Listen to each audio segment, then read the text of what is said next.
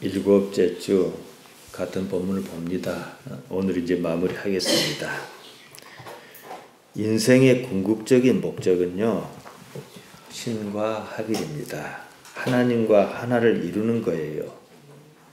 예수님께서 그리 말씀하셨습니다. 요한복음 10장 34절 35절입니다. 자주 언급했습니다. 예수께서 가라사대 너희 율법에 기록한 바 내가 너희를 신이라 하였노라 하지 아니하였느냐. 성경은 폐하지 못하나니 하나님의 말씀을 받은 사람을 신이라 하셨거든. 하나님의 말씀을 받은 사람이 신이다. 데오스다. 하나님이다. 그러셨습니다.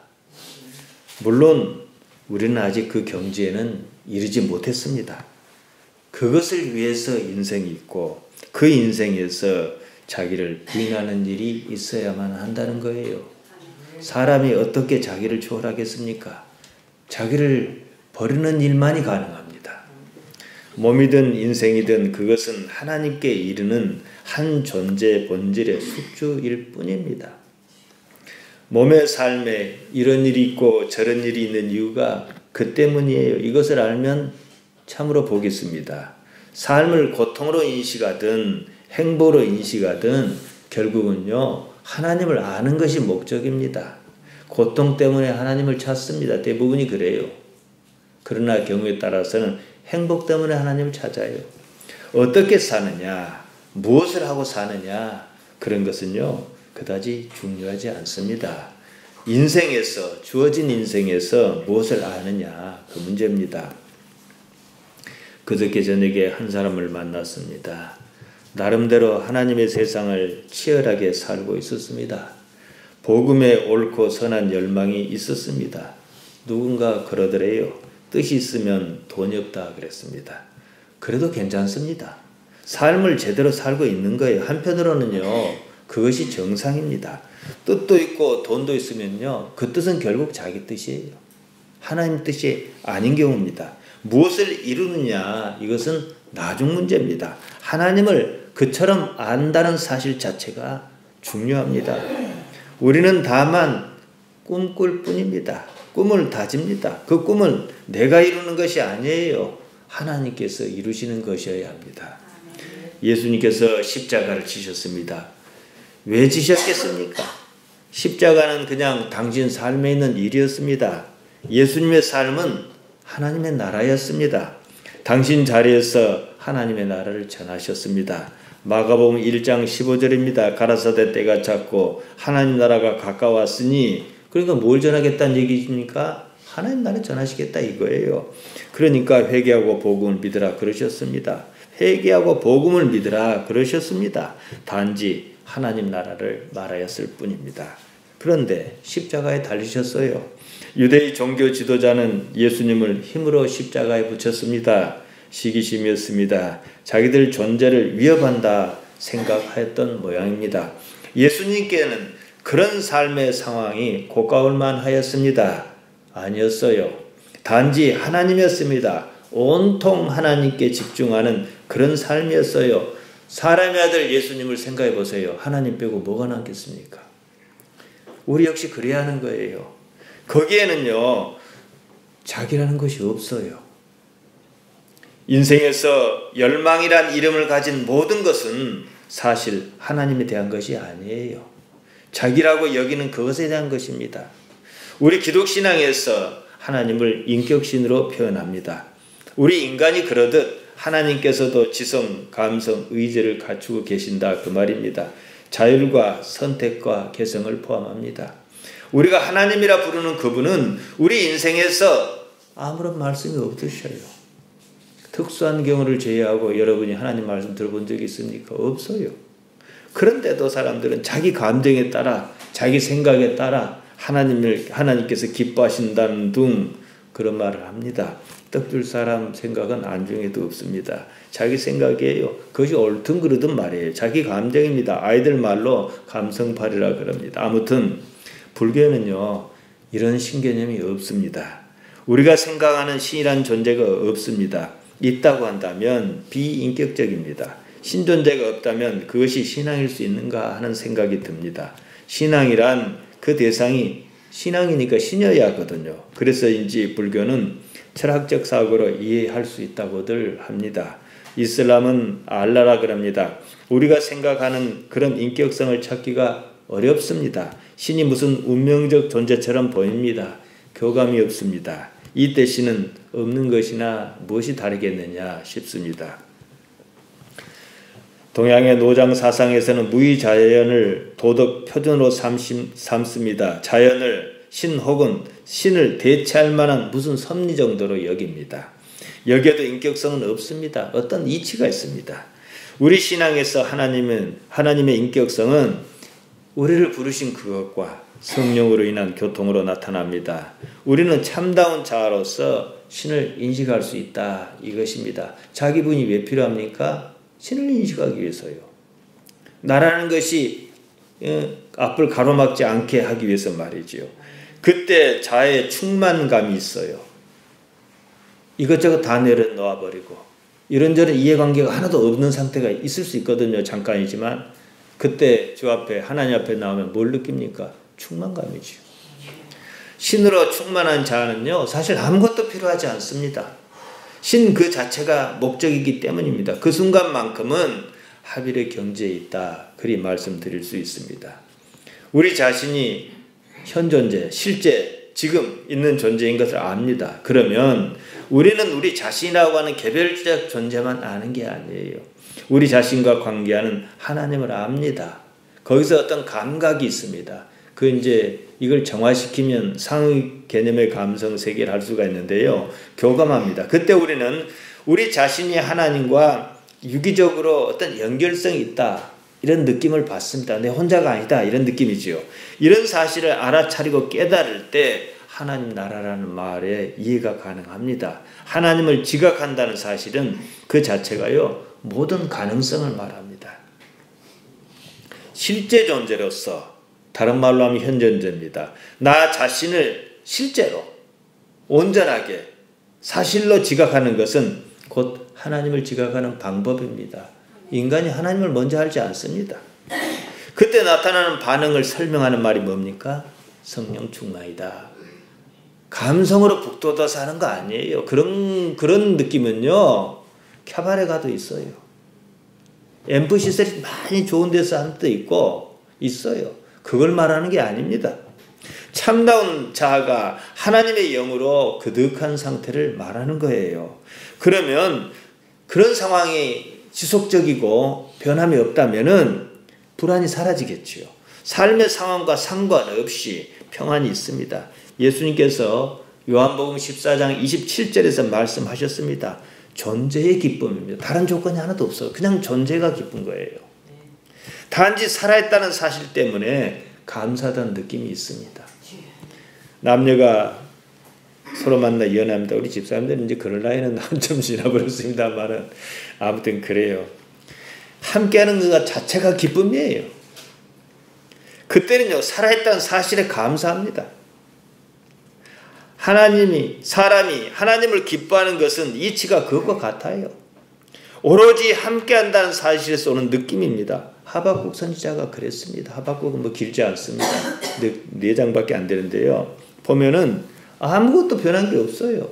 현실은 변한 게 없어요. 자신이 변했습니다. 하나님에 의한 자신의 존재 사실을 발견했습니다.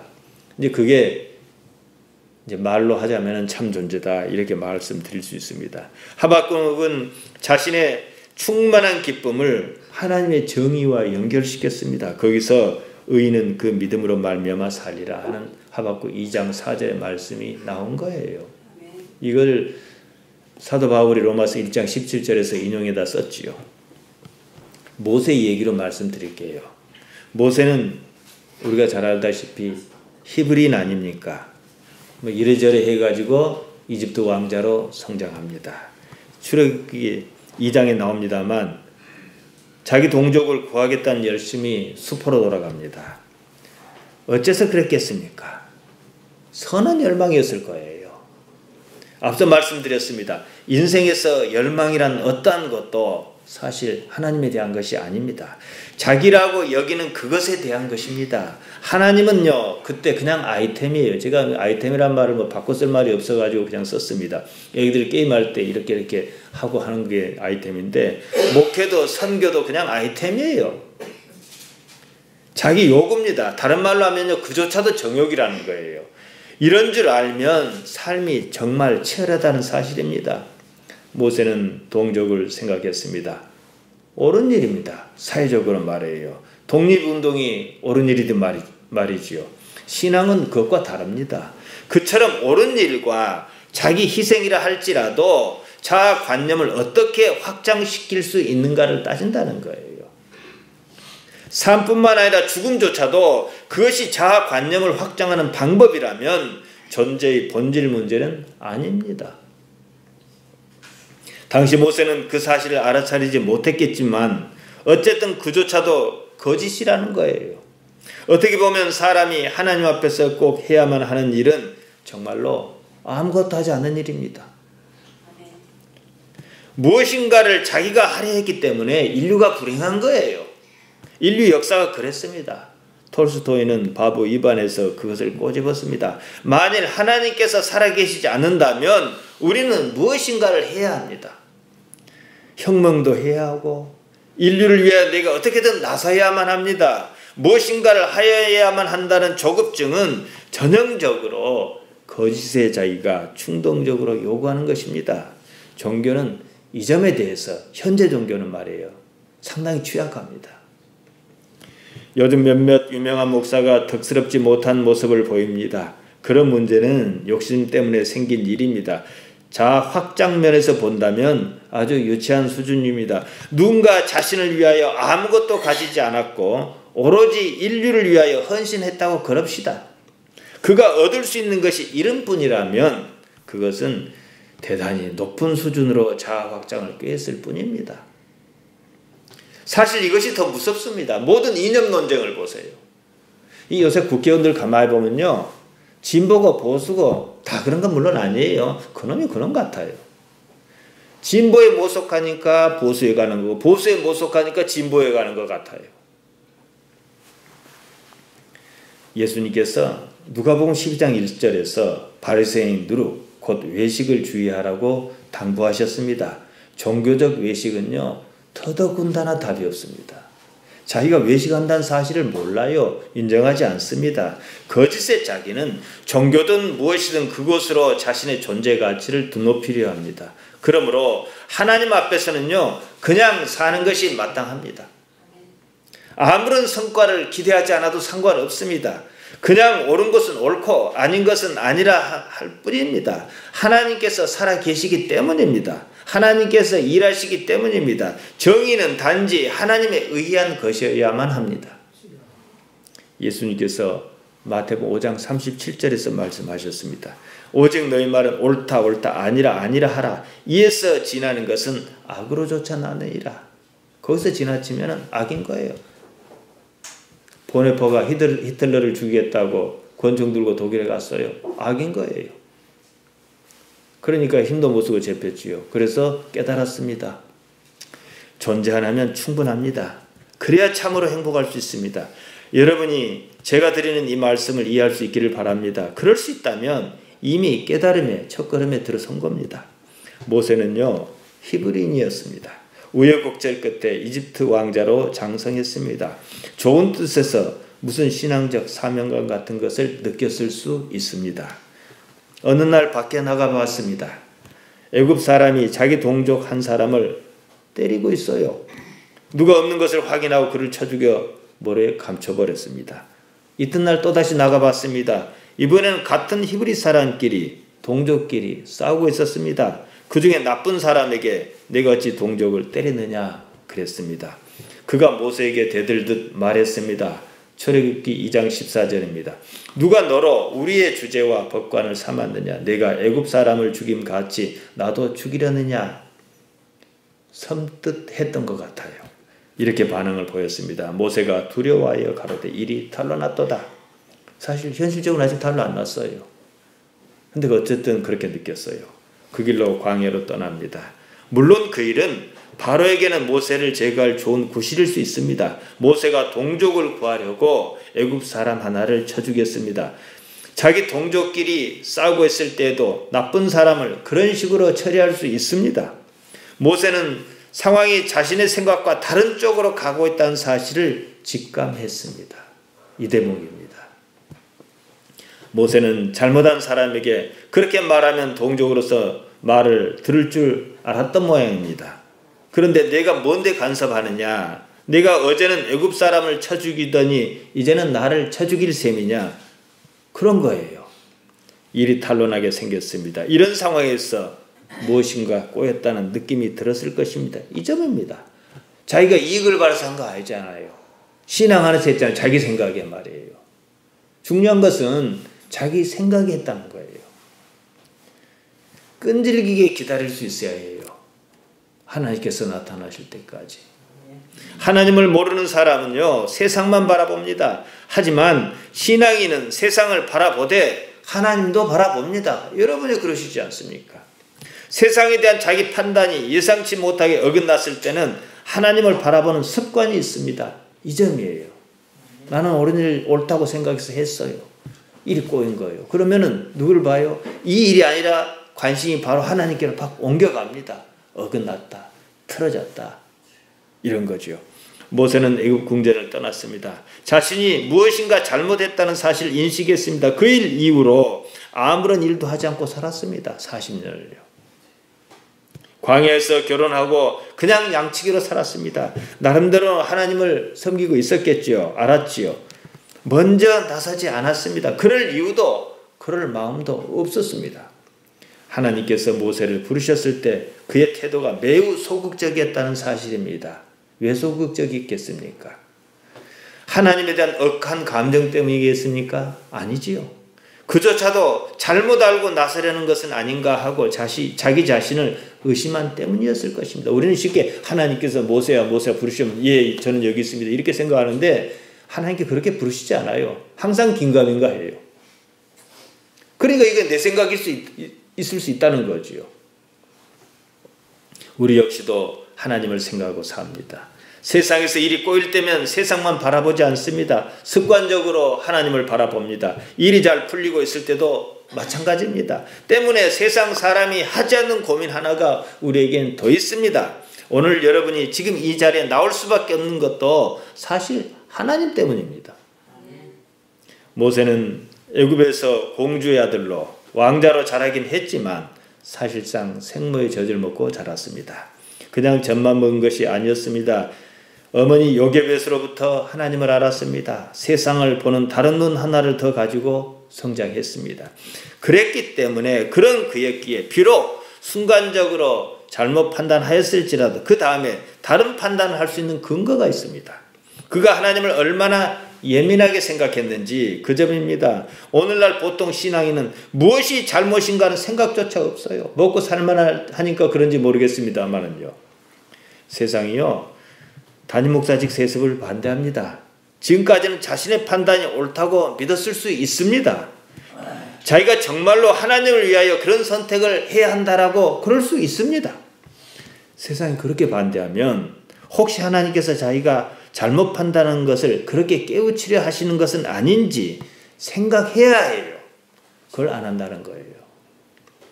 도리어 반대한 사람을 마귀라고 합니다. 그놈의 마귀만 없으면요 세상이 조금 더 살만해질 겁니다. 모세는 자기 동족 히브리 사람이 자기와는 다른 말을 하자 일이 틀어졌다는 사실을 직감했습니다. 신앙 아니면 그렇게 생각할 필요가 없어요. 그럼 너도 내가 잡아 어떻게 하겠다 그럴 일이에요. 다른 말로 하나님께서 원하시지도 않는 일을 주저없이 했구나 했습니다. 그때는 궁전에서 산다는 것이 아무런 의미가 없습니다. 히브리서 기자는 모세 사건을 뭉뚱그려 믿음 때문에 그랬다고 했습니다. 그 때문에 우리가 많이 헷갈립니다. 달리 표현할 방법이 없었던 모양입니다. 그냥 모세의 자발적 결단으로 그렇게 한 것처럼 성경에 묘사하고 있습니다. 히브리서 11장 24절에서 26절 보면요. 믿음으로 모세는 장성하여 바로의 공주의 아들이라 칭함을 거절하고 도리어 하나님의 백성과 함께 고난받기를 잠시 죄악의 낙을 누리는 것보다 더 좋아하여 그리스도를 위하여 받는 능욕을 애굽의 모든 보화보다 더 큰 재물로 여겼으니 이는 상 주심을 바라봄이라. 결과적인 이해입니다. 저는 이런 해석이 마음에 들지 않습니다. 모세의 행동에 담긴 그의 신앙적 고민을 제대로 짚어내지 못한 것 같아요. 마치 모세가 무슨 계획이 있어서 자기 의지로 무슨 결단을 한 것처럼 묘사했다는 얘기예요. 우리는 모세를 믿지 않습니다. 하나님을 믿습니다. 그에게 하나님께서 어떻게 나타나셨는가가 중요한 것이지 모세가 무슨 일을 했는가가 중요하지 않습니다. 그냥 믿음으로 퉁치고 말았습니다. 그러면 우리와 관련이 없어요. 모세는 그냥 우리가 넘볼 수 없는 위대한 사람 그러고 마는 거예요. 광야로 간 모세가 한 일이 무엇인지 아십니까? 아무것도 없었습니다. 무슨 목적도 어떻게 해야겠다는 생각도 없었습니다. 그냥 양치기로 살았어요. 이상하지 않습니까? 가면 후일을 도모한다든지 애굽에서 사람을 자꾸 빼와가지고 뭐 결사들을 조직한다 이랬는데 아무것도 안 했잖아요. 40년이나요. 양치기로 그냥 애기들 낳고 살았어요. 민족 해방을 꿈꾸지도 않았습니다. 여러분 이 대목을 착각하면 참 곤란합니다. 바로 이런 점 때문에 모세가 위대한 거예요. 오로지 신앙의 영역에서만 이건 가능하고 또 우리같이 신앙인이 이해할 수 있는 대목이에요. 모세는 하나님께서 어떤 분이신지 알았던 것 같습니다. 민족해방운동보다 더 중요한 것은 자기를 버리는 일이었어요. 그래야 하나님께서 어떻게 하실 수가 있는 거예요. 하나님께서 하시도록 길을 내드려야 합니다. 더 이상은 자신이 나서서 하나님께서 어떻게 하실 일을 막지 말아야 합니다. 모세의 장인 이드로는 그저 양측이었습니다. 미디안의 제사장이었다 그러니까 얼마나 거창한 것 같지만 양도 치고 제사 지내고 교회 그런 사람이에요. 지금 우리 생각과 다르죠. 모세는 거기서 그의 딸 시보라와 결혼했고 그냥 양치기로 살았습니다. 자기 민족을 구원해야겠다는 불타는 의지가 보이지 않습니다. 자기를 버렸습니다. 그러한 의지는 멋있어 보이겠지만 자신의 본질에서 나온 의지가 아니에요. 아무리 오라도요. 혈기예요. 자기는 몸만 드립니다. 자기 의지가 없습니다. 그때 신인 일체의 합의를 경험합니다.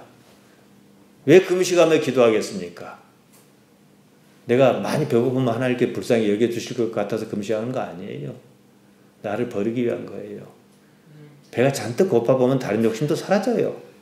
배고픈 거 해결하는 게 가장 중요한 일이라는 생각이 들어요. 자기를 버려야만 가능한 거예요. 힘 빼야 하나님께서 이 안에 들어오실 수가 있어요. 이 안에 내 의지가 물론 나는 선하다 그럽시다. 사회적으로 열망과 목표가 가득 차 있는데 어디 들어오시겠어요? 어째서 기독신앙의 시작점이 자기 부인인지 이쯤이면 이해하셔야 해요. 그러면서도 모세는 그냥 살지는 않았습니다. 외형상으로는 그냥 살았습니다. 내면적으로는 지금 이 땅에 섭리하시는 하나님을 끊임없이 인식하는 삶이었을 것입니다. 하나님께서 그저 그를 부르셨을 때 그가 보인 반응을 보면 알 수 있어요. 애국 궁전을 나와 광야로 떠났습니다. 출가와 같은 의미입니다. 그런 사람이 있지요? 고다마 시다르타. 우리가 부처님이라는 분입니다. 히말라야 기슭의 카필라 성보다 이집트가 훨씬 더 큽니다.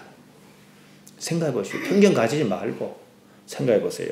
석가의 행적은요, 자신이 깨닫는 바를 가르치는 것이었습니다. 모세의 행적은요, 하나님께서 행하시는 뒤를 따르는 일이었습니다.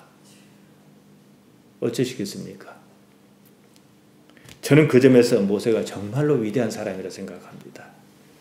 어떠한 종교적 행위보다도요, 자신을 버리고 세상을 버릴 줄 아는 것이 종교의 깊이입니다.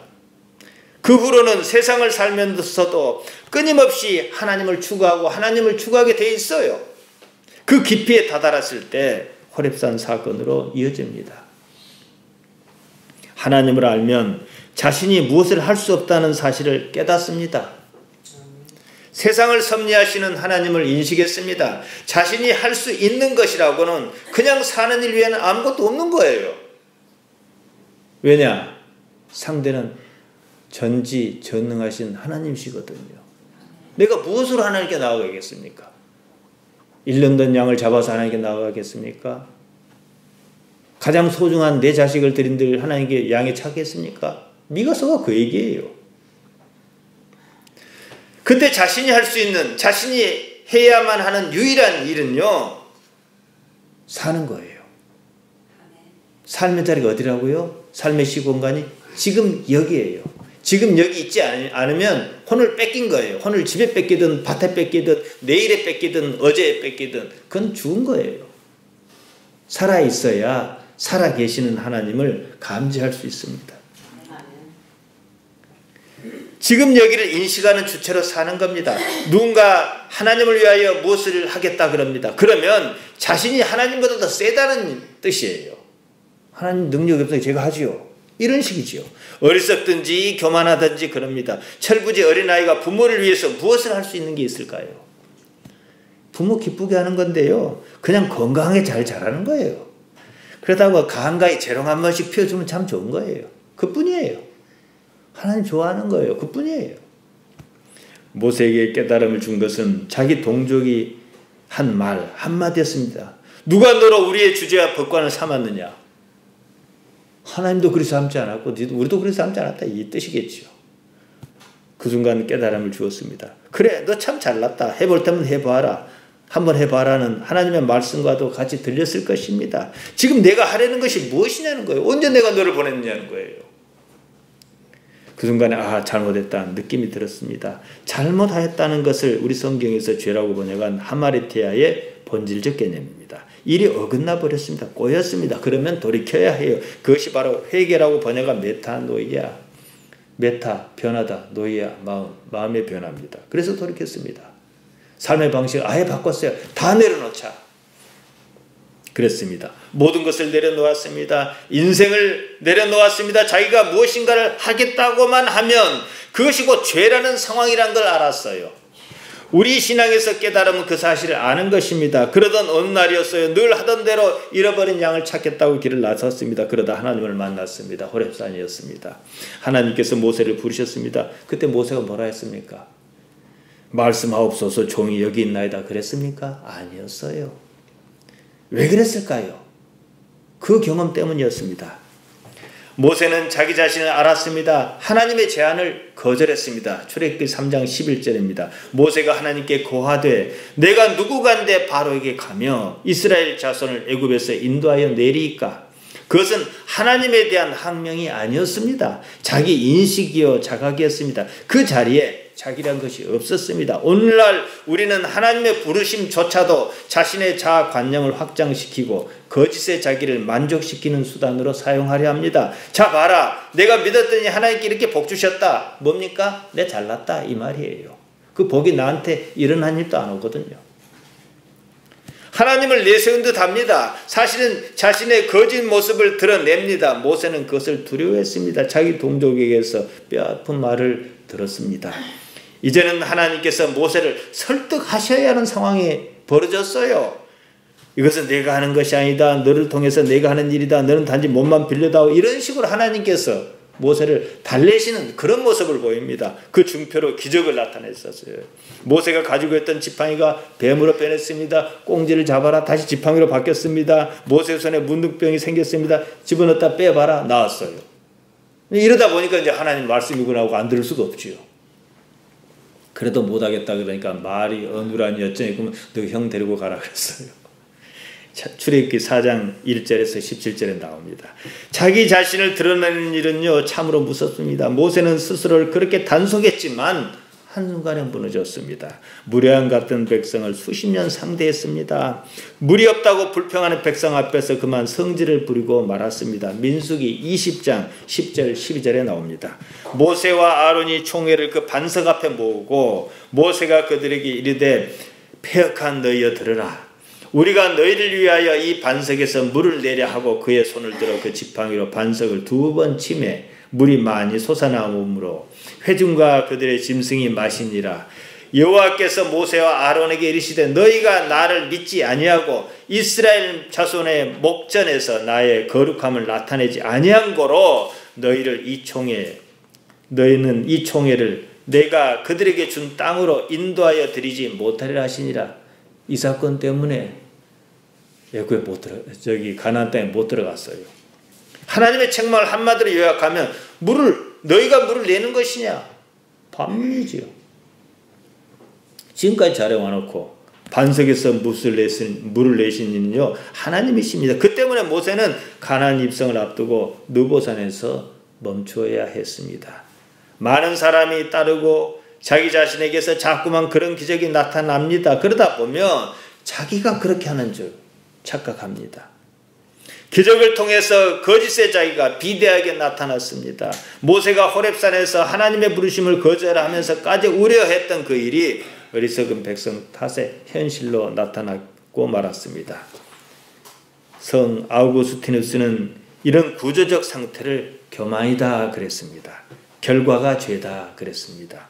근데 교만하면은 우리가 겸손에 대비하는 개념으로 생각하는데 그 뜻이 아니에요. 고대 그리스 사상에서는요, 인간 행동을 규제하고 있는 한계를 무시한 오만 또는 교만을 휴브리스다. 신약성의 휴브리스라고 나옵니다.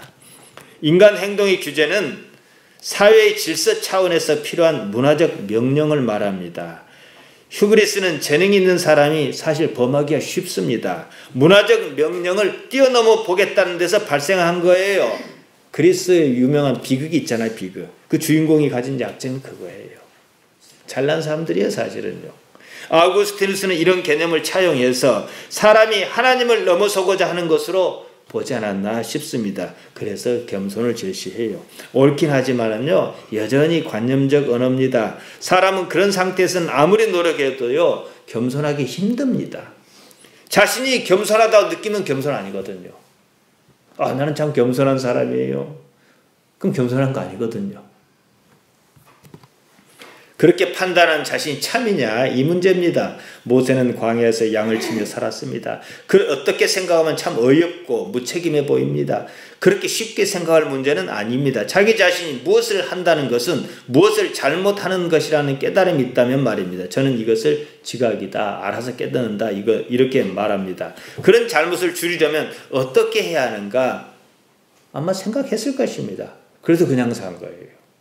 가장 좋은 방법이다 이게. 삶의 관심을 자신 내부의 어떤 것에 휘둘리지 않는 쪽에다 두었습니다. 모세가 자아 관념이 어쩌고 자아 확장이 어쩌고 하는 문제를 구체적으로 이해했다 보기는 어렵습니다. 에고라는 말은 19세기 말에 들어서 생긴 말입니다. 물론 말이 생겼다고 그 전엔 다 몰랐느냐 이건 아니겠지만 말입니다. 아무튼 그제서야 사람이 스스로 내면 세계에 눈을 돌리기 시작했다는 거예요. 지금은 프로이트부터입니다. 그 전에는요, 사실 동양은 더 깊어요. 이제 말씀드리면 복잡하니까 유시가파 이런 거 다 나오거든요. 근데 아무튼요, 그 전에는 내면 세계에 대해서 관심이 없었어요. 그러니까 마음을 내가 생각해서 내 의지로 이렇게 되게 생각했죠. 각종 용어를 사용했습니다. 모세가 무엇인가 문제가 있다는 사실을 알아차린 것만큼은 사실이었을 것입니다. 그것 아니고는 그 상황을 달리 설명할 수 없습니다. 40세 모세가 궁전을 나가 봤습니다. 애국 사람이 자기 동족을 때렸습니다. 그 사람을 쳐 죽였습니다. 다음날 또 나가 봤습니다. 이제는 자기 동족끼리 치고받고 싸웁니다. 잘못한 사람에게 동족을 왜 때리냐 그랬습니다. 때리던 사람이 나는 내가 어제 한 일을 알고 있다. 이런 식으로 대든 거예요. 모세가 두려운 것은 그 사람이 아닙니다. 하나님이었어요. 내가 주저없이 나섰구나. 이 부분이지요. 다시 말씀드리면 사건 자체보다도 거기서 하나님을 생각했다는 거예요. 사실 우리가 그러지 않습니까? 옳다고 했는데 일이 어긋나고 한참 꼬이면 뭘 생각합니까? 하나님을 생각하잖아요. 그 사람이 그렇게 하는 말을 듣는 순간 이것이 아닌다는 직감이 있었습니다. 무엇이 어긋났습니다. 그 길로 애굽의 궁전을 떠나 광야로 갔습니다. 그냥 살기로 했습니다. 이야기를 뒤집어 봅시다. 모세가 궁궐 밖을 나갔습니다. 애국 사람이 히브리 사람을 때렸습니다. 그를 쳐 죽여 모래에 묻어버렸습니다. 다음날 또 나가 봤습니다. 이제는 히브리 사람끼리 서로 때리고 싸우는 거예요. 힘센 사람이 힘 약한 사람을 때립니다. 어째서 그러냐 했더니 그 사람 모세 왕자님 제가 잘못했습니다. 앞으로 안 그러겠습니다. 이렇게 무마됐다 그럽시다. 아마 이것을 기대했는지는 모르겠어요. 그렇다면 무슨 일이 일어날까요? 민족 지도자로 애굽에 대항하는 일밖에 없을 것입니다. 아직 하나님 때가 이르지 않았는데도 말이에요. 40년이 더 필요했어요. 걸리는 것이 한두 가지가 아닙니다. 여러분 생각해 보세요. 여러분이 조용히 기도 시간을 한번 가져보십시오. 뭐 기도 제목 리스트를 작성해도 좋고 뭐 여러 가지를 해도 좋아요. 그 중에 하나를 딱 잡아요. 이게 이루어진다면 하고 꼬리에 꼬리를 물고 한번 가보세요. 망하는 길밖에 없어요. 우리는 망하게 해주십시오 하고 기도한 거예요. 근데 그것이 망하는 길이 아닌지를 어떻게 알 수 있느냐? 기도의 주체인 내가 사라져야 해요. 내가 없어야 하나님만 보이거든요. 답이 없어요. 딱 그걸 느끼는 순간 답이 없는 거예요. 광야로 나갔습니다. 사람이 자기 삶에서 이런 것을 느껴야 합니다. 그때 답은 하나님께 일단 집중하는 것밖에 없어요. 근데 하나님께 집중한다는 자체가 관념어잖아요. 그러니까 결국은 자기 삶의 본질에 집중하는 수밖에 없는 거예요. 이 삶에 어떻게 나타나신 하나님, 이분이 그분이구나 이렇게 아는 것이지 그분이 이분이거나 이렇게 알지 않아요, 여러분. 가룟 유다의 요구에 대한 예수님의 거절도 그런 식이었습니다. 가룟 유다가 무엇을 요구하는지 예수님께서는 알고 계셨을 것입니다. 모세는 자신이 무엇인가를 하고자 하면 그때부터 일이 잘못될 수밖에 없는 구조적인 문제를 깨달았습니다. 모세가 가장 두려워했던 것은 자신의 판단이 꼭 옳지만은 않다는 사실이었습니다. 나는 옳은 일이라고 했어요. 옳아요, 사회적으로 보면. 근데 그것이 나쁜 사람 좀 처단했다고 해서 뭐가 나쁘겠느냐는 거예요. 근데 그게 옳지 않을 수 있다는 사실이에요. 하나님의 판단과 다를 수 있다는 겁니다. 무엇보다도 하나님께서 지금 살아계신다는 사실인데요. 히브리서 기자가 말하는 믿음은요, 우리가 흔히 생각하는 그런 개념이 아닙니다. 달라요. 다윗 이야기도 마찬가지입니다. 그냥 살았습니다. 받아들이며 그냥 살다 보니까 어느 날 골리앗이 옆에 쓰러져 있는 거예요. 성경은 이것을 이게 기적인 거예요. 그냥 살지 못하는 사람은 무엇인가에 사로잡혀 사는 사람입니다. 자아를 확장하지 못해서 안달합니다. 그것이 과연 영생과 무슨 관련이 있다는지 자기 존재를 이미 잃어버렸는데요. 그냥 사는 것은 무책임한 일이 아닙니다. 우리가 하나님이라 부르는 창조주의 존재를 확장시키는 일입니다. 그만큼 나라고 하는 존재는 줄어듭니다. 비로소 참모습이 드러납니다. 그것이 진짜 참다운 나라는 사실입니다. 우리가 그런 경험하지 않습니까? 그렇게 기도해도 안 이뤄주시고 뭐 쭉 그러더니 힘 쭉 뺐더니 이뤄주시더라. 내가 없어져야 일단 응답이 더 쉬워요. 참다운 자는 무엇인가를 이루는 것으로 자신의 존재 가치를 나타내지 않습니다. 참다운 자는요, 단지 한만 있습니다. 하는 거예요. 우리는 어떤 일을 합니까? 나한테 이익인 일만 해요. 근데 이익인지 아닌지를 판단은 자기가 야무냐 이거예요. 창조주보다 야물면 그렇게 해도 돼요. 그냥 하다 보니까 이건 잘한 일이었던 거예요. 판단하지 않았어요. 그냥 옳다. 내가 알고 있는 대로 했어요. 그런 일은요, 남녀노소 빈부 귀천 지식의 여부와 상관없습니다. 이처럼 공평하고 쉬운 일이 세상에 또 어디 있답니까? 그래서 복음이에요. 우리가 복이라고 생각하는 것을 살펴보세요. 나의 복을 위하여 남이 그만큼 복이 없어야 하는 그런 복이 아닙니다. 예수님께서 그런 세상을 원하셨겠습니까? 다만 사는 거예요. 삶입니다. 삶이 곧 목숨입니다. 사람이 목숨을 잃으면 천하가 다 무슨 소용이라 합니까? 존재보다 귀한 것은 없습니다. 존재는 살아있음의 주체입니다. 한 아이가 있습니다. 아이가 영특해요. 부모는 아이가 열심히 공부해서 훌륭한 일꾼으로 자라기를 바랐습니다. 조금 미안하긴 하지만 닥달도 좀 하고 그랬어요. 부모는 기대를 품고 아이를 바라보았을 것입니다. 그런 만큼 아이가 고맙고 대견스럽습니다. 사는 것이 아무리 힘들어도 아이만 보면 힘이 솟습니다. 요즘은 오는가 몰라도 전에 뻥튀기 아저씨가 오는데 그 아저씨 품에 연세대학교 그 경영학과 입학할 때 낸 영수증, 고지서 영수증이 있더라고.